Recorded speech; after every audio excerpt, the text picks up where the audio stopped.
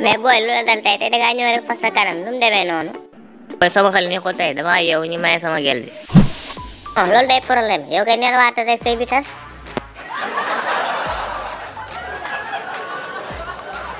man kay instant bi may ku jéggi liggéeyu jàmbur rek. booy sax est-ce que amoo gelu rab yow seetlu naa yow ko doxaan une semaine mu sëy.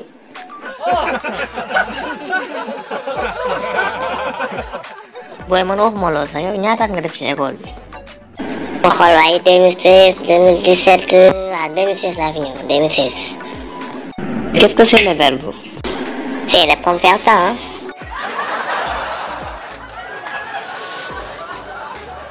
booy neexul ba neexul mais sa papa ko mën a muñ la. booy vraiment su ma doon ñëwee su ma nekkoon ci situation bi nga nekk damay dem jaayi feeraay. mais booy yow yaa iñaan de booy jow booy incha allah dinaa ci réussir. mooy yow wéeroo de mu wax nag ma day dëgg xalaas. les élèves taisez-vous fii di grand théâtre laa wax tey benn question rek laa leen di posé naka la ñuy waxee sama jabar wasina en français. monsieur ma femme a pondu mon enfant.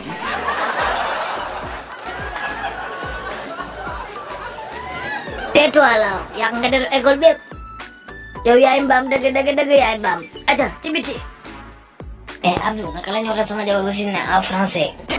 monsieur est-ce que doo xaar ba julli ba pare.